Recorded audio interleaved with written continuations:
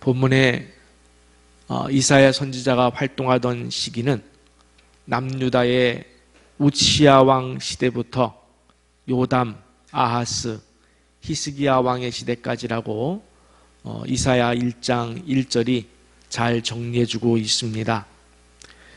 그리고 유대인 탈무드에 의하면 이사야는 히스기야 왕의 아들 므낫세 왕 초기에 톱으로 몸이 두 동강나 순교했다 이렇게 전하고 있습니다.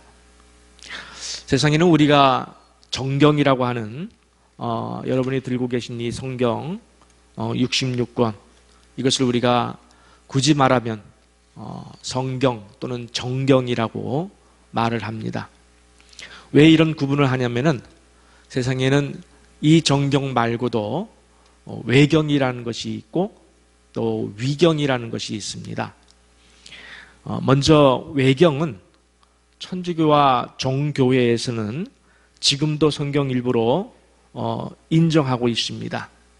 그러나 우리가 16세기 종교개혁이 일어나면서 개신교에서는 성경으로 인정하지 않고 그것을 빼버렸습니다. 그것을 우리가 외경이다 이렇게 이야기를 합니다. 위경은 4세기경 이미 천주교에서조차 성경으로 인정하지 않아서 빼버렸던 초대교회 종교 문헌들을 이야기합니다. 이렇게 좀 평신도들에게는 좀 어렵다 싶은 외경과 위경 이야기를 하는 것은 4세기 때 이미 인정받지 못해서 빠진 그 위경 가운데 하나인 이사야 승천기에 대한 말씀을 좀 드리고 싶어서 말씀드렸습니다. 송병현 교수가 지은 엑스포지멘터리 두 글자를 영어를 이렇게 합성화시켜서 만든 것인데 엑스포지멘터리 이사야 1권을 참조하면은 이사야 승천기에서도 이사야가 므낫세 왕에 의해서 순교 당했던 것으로 나오는데 좀 길지만 제가 그분의 책을 좀 인용하겠습니다. 히스기야가 나이 들어 죽게 되었을 때에 이사야는 히스기야의 아들 므낫세가 결코 아버지와 같지 않을 것이며 하나님께 반역할 것으로 경고했다. 이때 이사야는 백발의 성성한 노인이었다. 히스기야가 죽자 왕위에 오른 어린 므낫세는 이사야가 예언한 대로 악한 왕이 되었다. 당시 이사야와 몇몇 선지자들은 광야에서 생활하고 있었는데 거짓 선지자 벨키라가 이사야가 역모를 꾸미고 있다고 고발했다. 므낫세는 부하들에게 그를 잡아들이라 했다. 므낫세의 부하들로부터 도주하던 이사야는 길가에 거목이 있는 것을 보게 되는데 그 거목의 가운데는 텅 비어 있었다. 그래서 선지자는 그 거목 안으로 몸을 피했다. 그런데 신기한 일이 일어났다. 거목의 껍질이 자라나 이사야를 숨겨준 것이다. 부하들은 왕에게 돌아가서 이사야가 거목에 숨어 있다는 사실을 알렸다. 므낫세는 그 거목을 통째로 잘라오라고 명령했다. 부하들이 그 나무를 잘라왔으며 므낫세는 이사야가 들어있는 부분을 찾아 가운데를 자르라고 했다.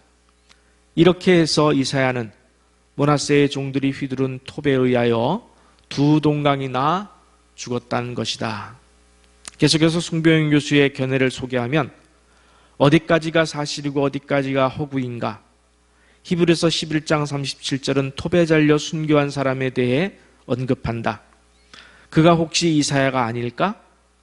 오늘날까지 알려진 유대인들의 전승 중에서 톱에 잘려 순교한 것으로 기록한 사람으로는 이사야가 유일하다는 점을 고려할 때 히브리서가 이사야의 순교를 염두에 두고 이같이 기록했을 가능성이 높다라고 개인적인 견해를 밝히고 있습니다.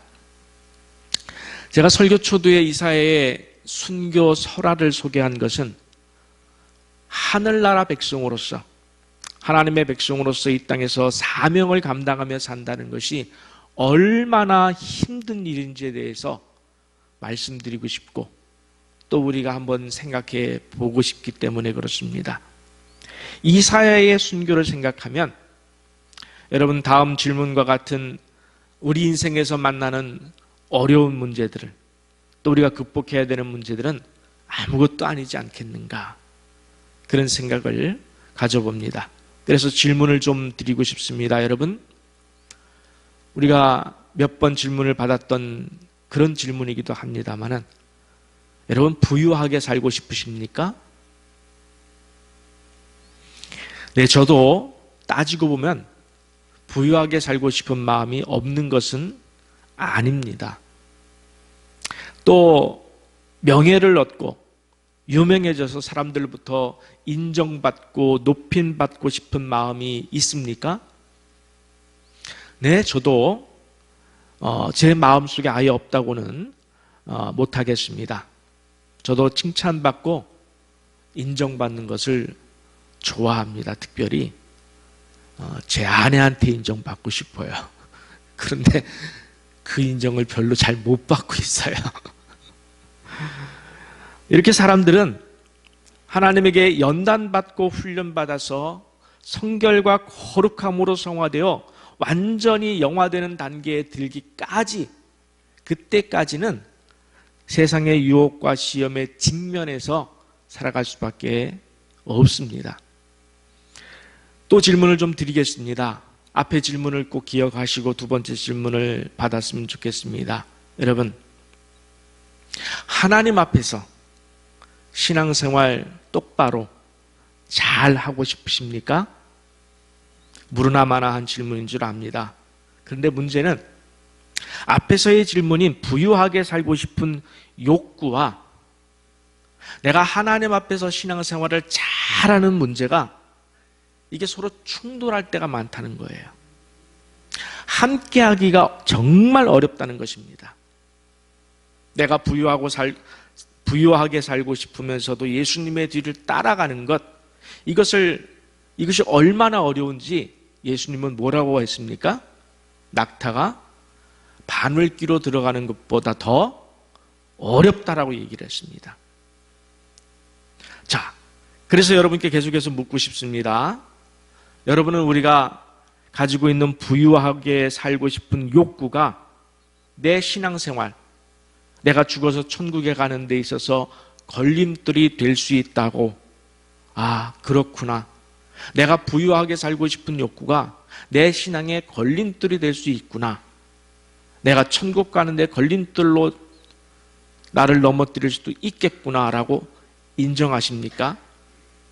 제가 이렇게 질문 형식으로 설교를 이어가는 것은 설교를 들으시면서 좀 여러분 생각을 좀 하시면서 들었으면 좋겠어요. 자신을 점검하시면서 들었으면 좋겠습니다. 하나님 앞에서 내가 제대로 지금 살고 있는지, 하나님 앞에서 내가 제대로 된 방향 설정을 하고 가고 있는 것인지, 지금 이 시간 말씀을 중심으로 해서 좀 점검하고 따져보고 확인해 보시라는 의미입니다. 오늘 정말 너무도 귀한 시간 여러분 오셨습니다. 특별히 서울 경기권 지금 위기 상황이라고 계속 매스컴에서 떠들고 있는데도 불구하고 우리가 조마조마한 마음으로, 조심스러운 마음으로 이렇게 오셨습니다. 오셨는데 만약에 졸다가 그냥 가신다면 너무 아까운 시간이 될 것 같아요. 그래서 오늘 주신, 하나님께서 주신, 또 제가 질문드린 그 질문에 대해서 깊이 한번 고민하고 인생의 문제에 있어서 내가 제대로 된 길을 가고 있는지 점검해 볼 수 있는 기회가 되시기를 바랍니다. 다시 묻습니다. 여러분은 우리가 가지고 있는 부유하게 살고 싶은 욕구가, 내가 부유하고 싶다는 이 욕구가, 물질에 붙잡혀 있는 욕구가 내 신앙생활, 내가 천국 가는 데 있어서 걸림돌이 될 수 있다고 인정하십니까?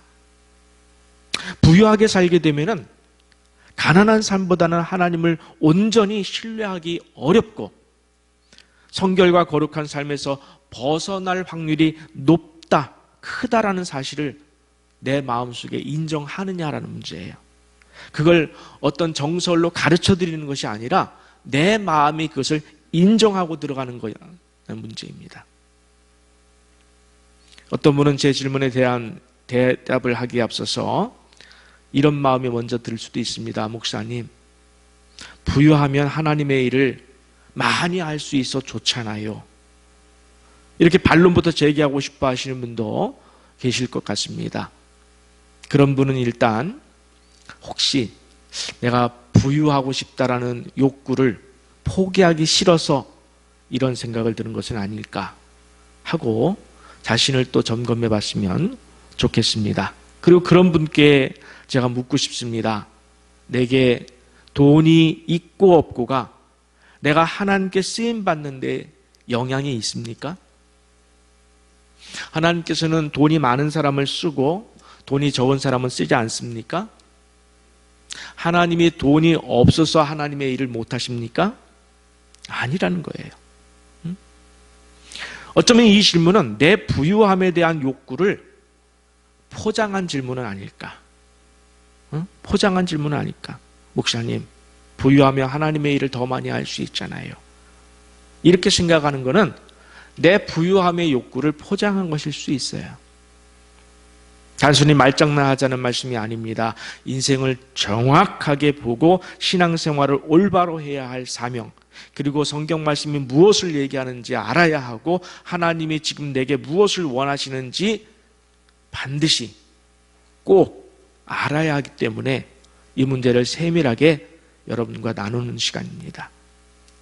이렇게 극히 일부는 부유하고 싶다라는 욕구를 포기하지 않겠다라는 마음이 있을지라도 여러분 대부분의 여러분 성도들은 이 시간에 들으시면서 부유함이란 부유하게 살고 싶은 내 욕구가 자칫 내 신앙의 걸림돌도 될 수 있었구나. 그렇게 깨달으시면 좋을 줄 믿습니다. 여기서 신앙의 발목을 잡을 만한 부유함의 욕구란 부자 전체에 해당하는 것은 아닙니다. 부자라고 무조건 그렇지가 않습니다. 부자라도 하나님 앞에 신앙의 걸림돌이 되지 않고 잘 살아갈 수 있습니다. 부자만 말하는 것도 아닙니다. 지금 가난한 사람이라 할지라도 돈에 대한 탐욕의 마음을 빼앗겨서 산다면 똑같은 사람입니다. 똑같은 사람이에요. 신앙의 걸림돌이 되고 있습니다. 제가 왜 부유에 대한 욕구에 대해서 시비를 걸고 있느냐면은 이사야가 활동하던 바로 이 시대가 부유했는데 그 부유함이 결국 그들의 신앙의 발목을 잡았어요. 그들의 신앙의 발목을 잡았고 하나님께서는 그 문제 때문에 이스라엘 백성들을 심판하시고 계시다는 사실 때문에 그렇습니다. 오시아 왕이 통치하던 시대엔 역대에 없는 경제적인 부흥을 이뤘던 시대였습니다. 본문 7절 말씀을 우리 한번 같이 좀 보겠습니다. 그 땅에는 은금이 가득하고 보화가 무한하며 그 땅에는 마필이 가득하고 병거가 무수하며 라고 그랬습니다. 당시 외적인 요인도 있었습니다. 항상 북방에서 남쪽 유다를 위협하고 있었던 아수르가 정치적인 내분에 휩싸였어요. 정치적인 내분에 휩싸이다 보니까 외적으로 다른 나라들을 공격할 어떤 그런 기회를 얻지를 못하던, 어떤 의미에서는 남쪽으로는 남쪽 유다 입장에서는 평안한 경제에 집중할 수 있는 그런 기회가 되었습니다. 그런데 그 부유함을 사회적으로 잘 분배하지 않고 부자들은 가난한 자들을 착취했습니다. 하나님의 공의에 역행하면서 자기 배만을 위했다 그랬습니다. 함께 이사야 5장 8절을 보는데 요거 말씀은 쉬운 성경으로 보겠습니다. 오호라, 다른 사람들이 집과 밭을 차지할 수 없도록 집에 집을 더하고 밭에 밭을 더하여 이 땅 가운데 홀로 살려 한 너희에게 그랬어요. 재앙이 닥칠 것이다. 부자들의 탐욕은 끝이 없었습니다. 눈에 보이는 집을 다 매입하고도 부족하다. 더 없나? 더 없나? 집을 매입하고 땅을 매입하면서 다른 사람들이 아예 살 수 없을 정도로 나만 갖겠다. 나만 갖겠다. 집착했어요. 부유함에 온통 마음을 빼앗겼다는 사실에 집중하셔야 됩니다. 부유함에 대한 끝없는 탐욕이 결국에는 우상을 만들어내고 말았습니다. 그래서 바울은 골로새서 3장 5절에서 뭐라고 그랬습니까? 탐심은 곧 우상숭배니라. 여러분, 바울이 탐심인 곧 우상숭배니라라고 정의해 줬거든요. 근데 우리는 자꾸 그걸 부인하려고 그래요. 나는 탐심은 있지만 우상은 섬기지 않았다. 이런 식으로 얘기를 하는 사람이 있어요. 자, 여러분, 사람의 마음이 몇 가지일까요? 그러면 물론 여러 가지라고 대답할 수도 있습니다. 예, 그것도 인정합니다. 이럴 때도 있고 저럴 때도 있고 또 순간적으로 동일한 마음 속에서 두 가지, 세 가지 복잡한 마음을 가질 수도 있는 거 인정합니다. 그러나 여러분, 나라는 인격체는 저 혼자 아니겠습니까? 그래서 마음은 하나라고 하는 것이 맞습니다. 그런데 그 마음이 부유함에 가 있으면, 내 마음이 부유함에 가 있으면 누구에게 소홀할 수밖에 없습니까?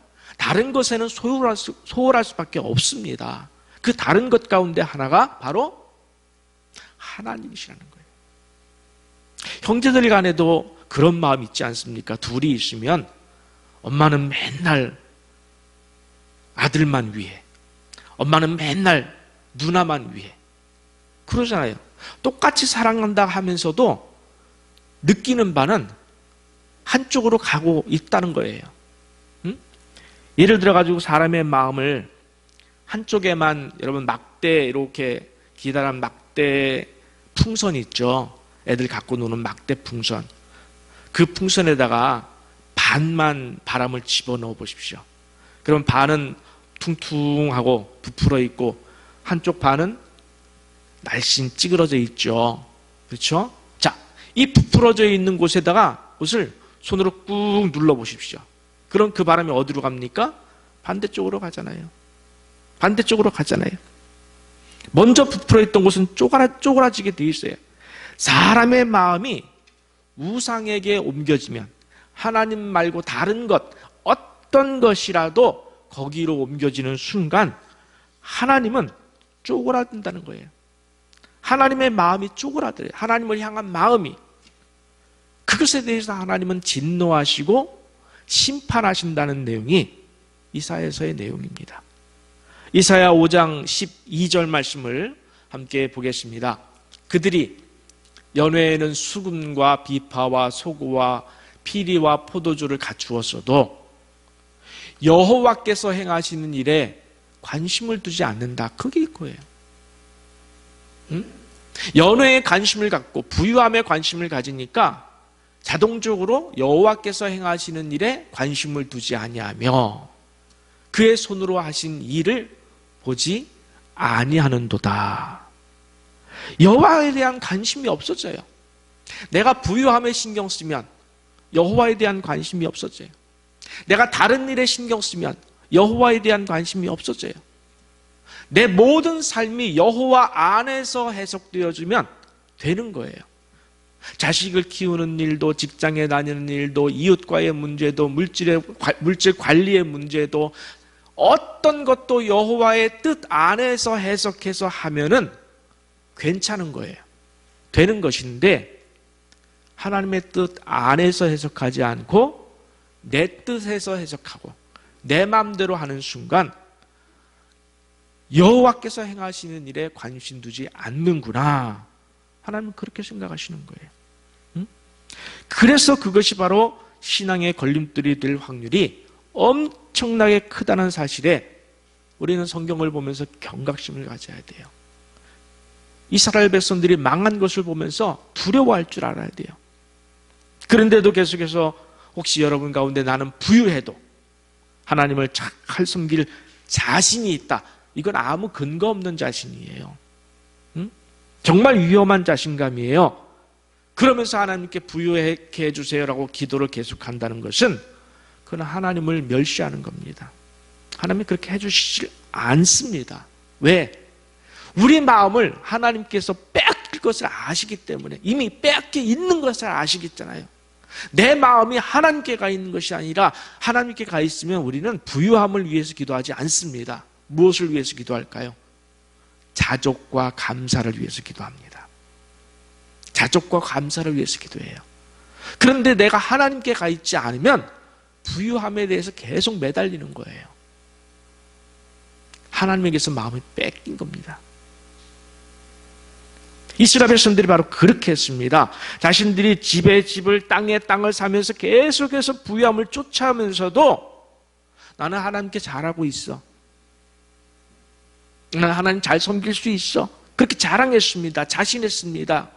월삭과 정한절기마다 안식일마다 하나님께서 하나님에게 각종 좋은 재물을 아주 풍성하게 갖다 바쳤습니다.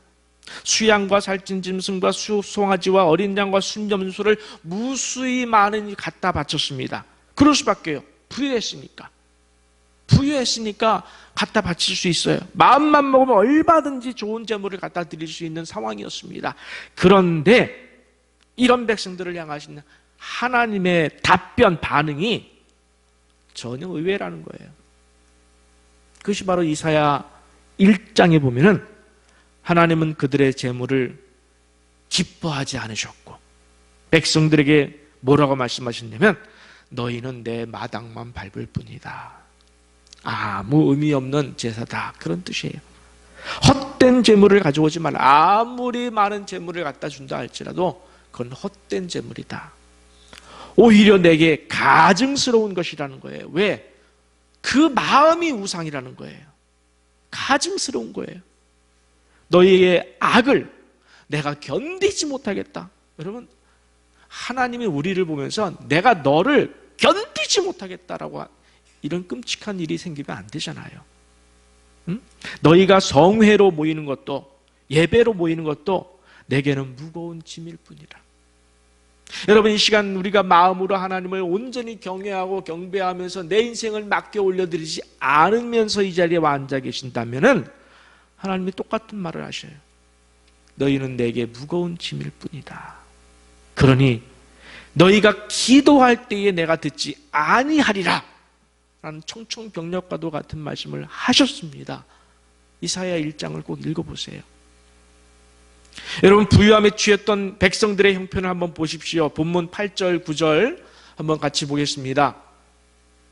그 땅에는 우상도 가득하므로 그들이 자기 손으로 짓고 자기 손가락으로 만든 것을 경배하여 천한 자도 절하며 귀한 자도 굴복하오니 그들을 용서하지 마옵소서. 천한 자나 귀한 자나 구분 없어요.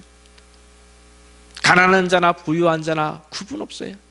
다 우상에게 마음을 빼앗긴 거예요. 부유함의 우상에게 마음을 빼앗긴 겁니다. 인간의 부유함은 교만을 일으킬 확률이 높아요. 사람들이 흔히 하는 말이 있죠. 세상 사람들이 돈이면 그 다음 뭐죠? 안 되는 일이 없다, 이런 말을 합니다. 그게 뭐냐면 돈이라 교만이, 부유함이라는 것이 교만이에요. 우상이라. 결국 세상 사람들은 어떻게 합니까? 신도 자기 손으로 만들어요. 신도 우상으로 만들어요. 만들기도 하고 또 없애기도 하고 바꾸기도 하고 찾아가기도 하고 잊어먹기도 하고. 그렇죠, 여러분? 자기가 가고 싶으면 가고 찾아가서, 또 가기 싫으면 안 가고, 버리고 싶으면 버리고, 바꾸고 싶으면 바꾸고. 그게 무슨 신입니까? 자기 놀이겠지. 자기가 신이에요. 그런 신앙이 아니에요. 그런 신앙은 신앙이 아니에요. 응? 그런 신앙에 대해서 하나님은 딱 한마디 하십니다. 심판하리라. 나를 그렇게 대한다면 심판하리라. 본문 10절에서 11절 말씀을 제가 공독하겠습니다. 너희는 바위 틈에 들어가며 그 심판을 피하라는 거예요. 진토에 숨어 여호와의 위엄과 그 광대하심의 영광을 피하라. 그날에 눈이 높은 자가 낮아지며 하나님께서 그 꼴을 못 보시겠다는 거예요. 교만한 자가 굴복되고 하나님께서 그렇게 만드시겠다는 겁니다. 그러면서 그 다음 말이 중요해요. 여호와께서 그 다음 뭐죠? 홀로. 하나님은 홀로 높임을 받으시길 원하시고 계셔요. 하나님은 욕심쟁이셔요. 네, 그렇게 말해도 괜찮아요. 왜? 이 땅의 유일한 신이시기 때문에 홀로 높임 받으시길 원하시는데, 홀로 높임 받아야 우리가 가장 행복하기 때문에 하나님은 저렇게 홀로 높임 받기를 원하시는 거예요. 여러분, 하나님께서 우리 앞에 폼 잡고 교만하고 싶어서 홀로 높임 받으시겠다 그러시는 걸까요? 그게 무슨 의미가 있어요? 여러분, 개미들이 지나가는데 그 앞에서 야, 내가 인간이다, 내가 홀로 높지, 그게 무슨 의미가 있어요? 의미가 있다는 것은 무슨 말이냐면, 하나님께서 우리를 통치하시고 우리를 돌보시고 사랑하시는 데 있어서 너희에게 가장 행복한 길이 내가 홀로 높아지는 길이다, 이걸 말씀하시는 겁니다. 하나님이 우리에게 절대 용납하지 않는 것 가운데 하나가 바로 이거예요. 뭐냐? 인간 스스로 교만해서 자기를 높이려는 욕망이에요. 아, 목사님, 저를 높이려고 했던 적은 없는데요. 여러분 스스로 그렇게 생각할 분도 있어요.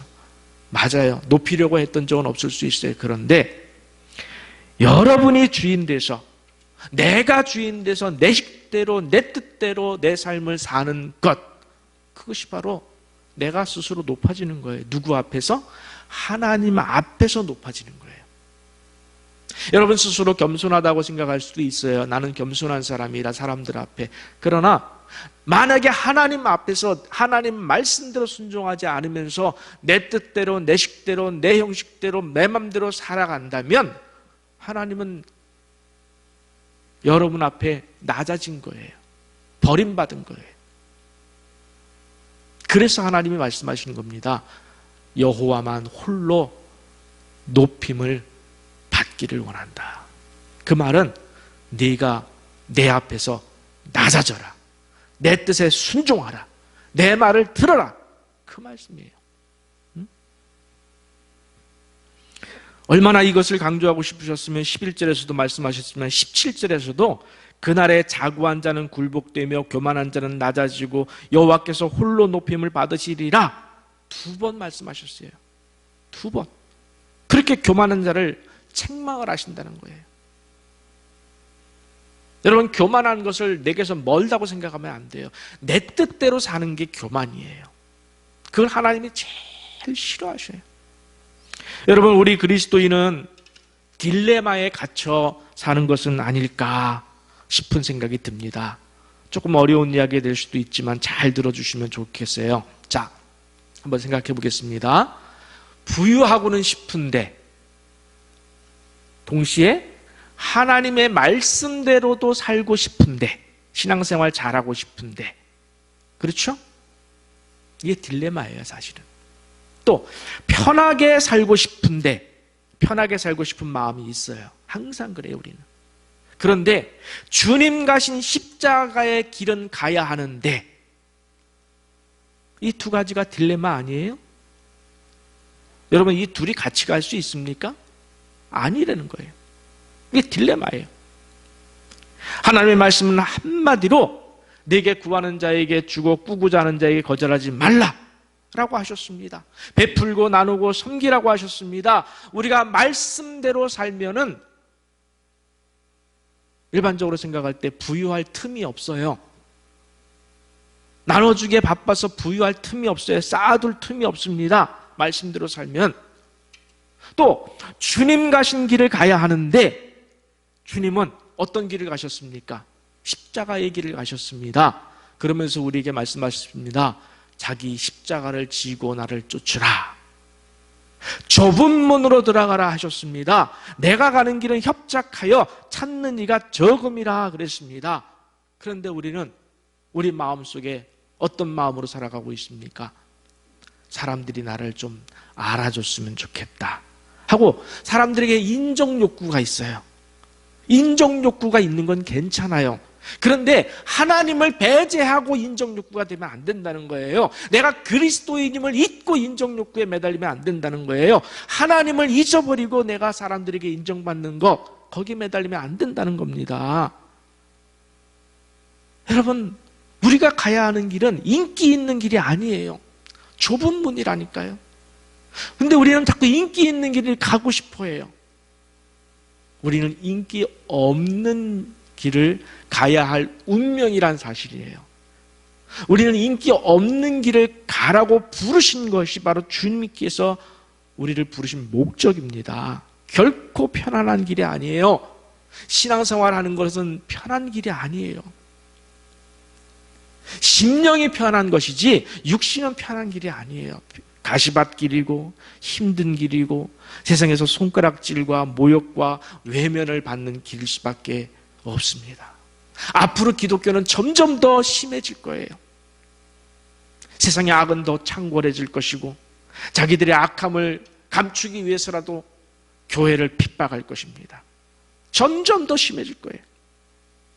그런데 우리는 이 길을 가야겠다고 생각하면서도 하나님, 고난이 찾아오면 하나님 빨리 이 고난을 지나게 해주세요. 그냥 다짜고짜 고난이 빨리 지나갔으면 좋겠다는 거예요. 가난에서 벗어나게 해주세요. 사람들에게 외면당하는데 외면당하지 않게 해주세요. 지금 누구 때문에 가난하고 누구 때문에 고난받고 누구 때문에 외면당하는 거예요? 예수 때문에. 내가 예수 때문에 고난을 받고 예수 때문에 외면을 받고 예수 때문에 어려움을 당하고 있는 것인데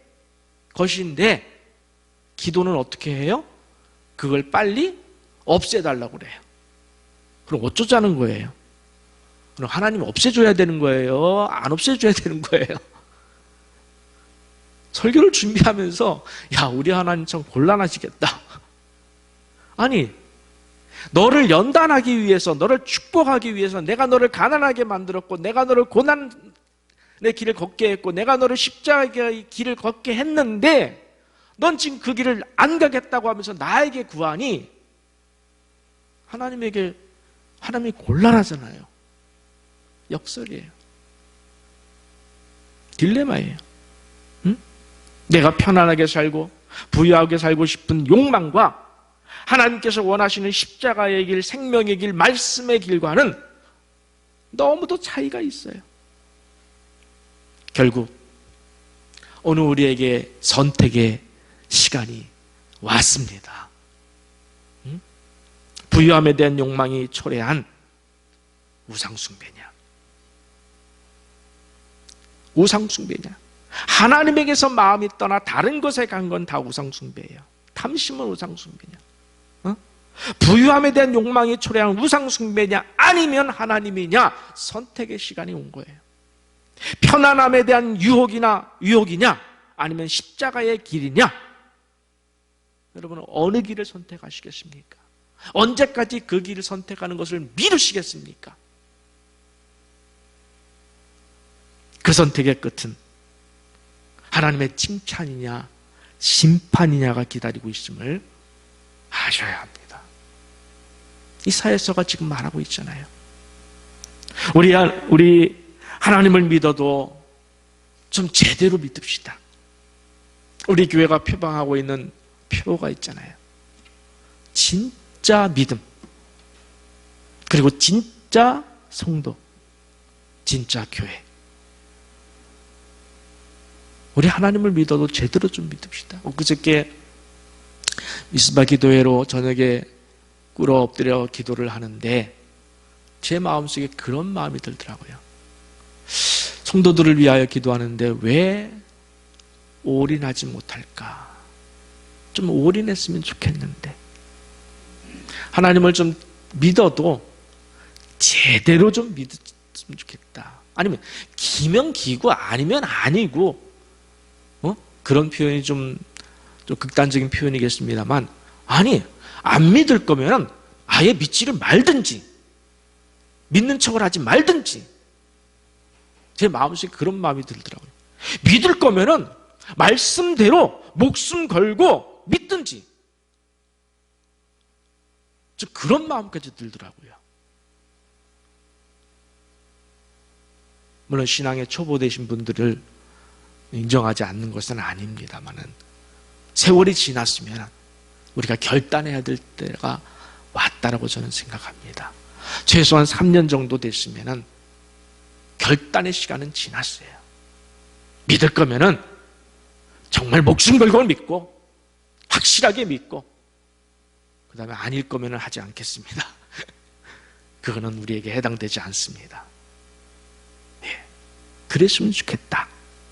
그런 마음이 그런 마음으로 참 기도에 전념했던 저녁이었습니다.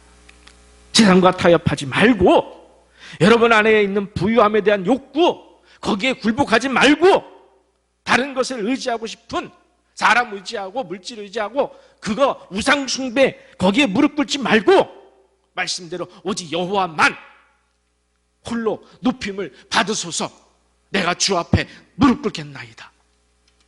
좀 그렇게 하나님께 올려드리면 하나님이 얼마나 기뻐하시고 얼마나 좋아하시고 그러면 그 복이 누구한테 가겠냐는 거예요.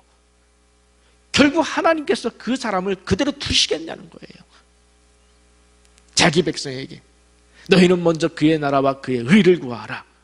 그리하면 이 모든 것을 더해 주시리라 약속하신 그분이 왜 침묵하시겠느냐는 거예요. 좀 그랬으면 좋겠습니다. 이스라엘 백성들이 실패한 것도 바로 이 부분이었어요. 응? 하나님께서는 그들을 빛과 소금으로 삼아서 너희가 빛이 되고 확실한 내 백성이 되어서 이웃나라에게 복음을 전가하고 그들도 구원받을 수 있는 그런 빛으로 삼았는데 그 빛이 부유함의 우상 숭배로 인해서 꺼지고 말았던 것입니다. 꺼졌어요. 오늘 한국교회가 그런 것 아닙니까? 교회 안에 들어와 있는 물질에 대한 물질이 주인 노릇하고 있어요. 기도보다 물질이 주인 노릇하고 있어요. 명예에 굴복하는 안타까운 모습이 한국교회를 지배하고 있어요. 목사 이야기만 아닙니다. 목사님을 비롯해서 장로, 원사, 집사, 성도 다 똑같습니다. 강단조차도 마찬가지예요. 강단에서조차 그것을 선포하고 있어요. 물질의 복이라는 그런 단어로. 아니에요. 성경은 그렇게 말하고 있지 않습니다. 그래서 우리가 복음의 빛을 잃어버리고 여호와의 빛을 잃어버리고 사는 것은 아닌가. 어쩌면 이 코로나19는 교회를 향하신 하나님의 진노일지도 모른다는 그런 마음이 듭니다. 사실 하나님은 자기 백성이 아닌 자들은 관심이 없습니다. 지옥 갈 백성들은 관심 없어요. 지금 믿든지 안 믿든지 하나님께서 선택한 하나님의 백성들에게만 관심이 있으신데 우리가 빛과 소금의 삶을 잃어버렸기 때문에 하나님은 막대기를 드신 것이 아니냐, 진노의 칼을 빼드신 것이 아니냐. 우리가 몇 개월 전만 해도 이런 비극이, 고난이 오리라는 것은 상상도 못했지 않습니까? 예배를 드릴 수 없다니. 지금 다들 마스크 쓰고 계시지만 우리가 찬양을 드릴 수 없다는, 찬양을 드릴 수 없고 주여 주여 부르짖으며 기도할 수 없다는, 이것이 무슨 문제라는 거예요? 응? 어떤 이는 코로나19는, 야구는 여러분 9회 말까지 있는 거 아시죠? 코로나19는 1회에 불과하다는 거예요. 앞으로 이보다 더 큰 환경 재앙이 지구를 덮칠 것이고 미국과 중국의 갈등이 극단으로 지금 치닫고 있습니다. 저는 이번에 깜짝 놀란 게 하나 있어요. 마스크와 진단 키트를 우리나라가 이제 좀 많이 가지고 있는 형편이었잖아요. 외국에는 이제 없는 형편이고 없는 나라도 많고, 그런데 각국이 어떻게 했습니까? 각국이 다 자기 나라 먼저, 자기 국민 먼저, 그래서 마스크 수출을 차단하잖아요. 진단키트 차단하잖아요. 여유가 생기니까 이제 풀어주잖아요. 그리고 어떻게 했습니까? 국경을 차단했습니다. 저는 이걸 보면서 국가 간의 극도의 이기적인 그런 현상으로 이 인류가 멸망할 수도 있겠구나. 극도의 이기적인, 왜? 자기 국가, 나중에는 이 자기라는 것이 어디로 속합니까? 자기 도시, 나중에는 자기 하나. 결국에는 그런 거예요. 하나님이 없으면 그런 겁니다. 응? 사랑하는 성도 여러분, 이사야는 부유함의 호화로움에 빠지면 오히려 하나님의 심판에 빠진다고 역설적으로 표현하고 있어요. 지금 우리가 사는 이 방향, 여러분 세상이 지금 살아가고 있는 이 방향, 더 호화롭고 더 부유하게, 더 편안하게, 더 크게, 더 높게, 여러분 이게 어디에 나왔던 얘기예요? 사실은 바벨탑 얘기입니다. 소돔과 고모라 얘기입니다. 그래서 이사야서는 소돔과 고모라 얘기를 많이 해요. 그 시대와 소돔과 고모라는 전혀 관련이 없음에도 불구하고 바로 그 시대가 소돔과 고모라라는 거예요. 더 화려하게, 더 부유하게, 더 쾌락을 즐기고, 소돔과 고모라가 따로 있습니까? 지난번 클럽 사태 때 보지 않았습니까? 코로나19로는 죽지 않는다. 즐겨라. 뭐 그런 멘트를 시그널로 내보내면서 미친 듯이 춤을 춰대고,